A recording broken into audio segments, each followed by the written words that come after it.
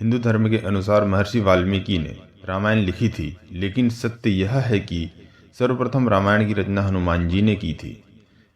जब भी बात रामायण ग्रंथ की आती है तो महर्षि वाल्मीकि का नाम स्वतः ही जुबान पर आ जाता है।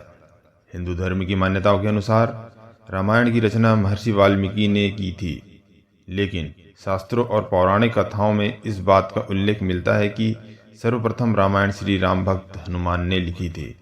पौराणिक कथाओं के अनुसार हनुमान जी ने सबसे पहले रामायण की रचना की थी, पर बाद में ही अपने ही हाथों से लिखित रामायण को उन्होंने समुद्र में फेंक दिया था।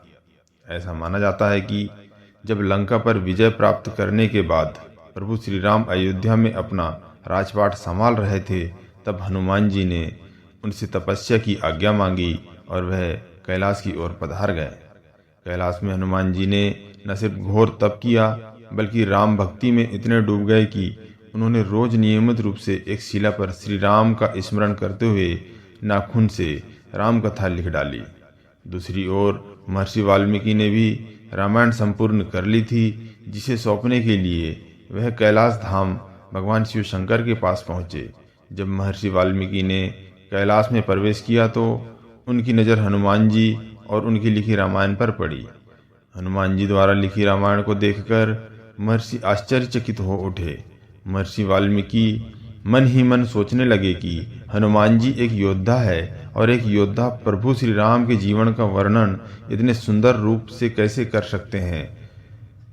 हनुमान जी के लिखे एक छंद को पढ़ने के बाद वाल्मीकि जी ने उनकी बहुत प्रशंसा की और इस बात को स्वीकारा कि हनुमान जी द्वारा लिखी रामायण के सामने उनकी रामायण का कोई स्थान नहीं है।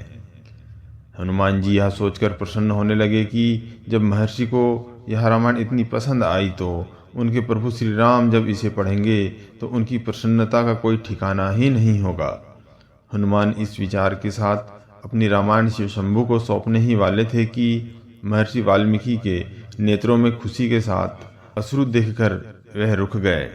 हनुमान जी ने जैसे ही महर्षि वाल्मीकि को रोता देखा तो उनके मन में विचार आया कि वाल्मीकि जी एक महान कवि होने के साथ साथ राम भक्त भी हैं।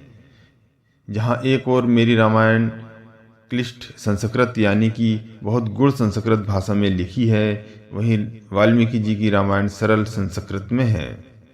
रामायण से समाज का कल्याण तभी संभव है जब वह लोगों को समझ आए और इसका अनुवाद सरलता से किया जा सके।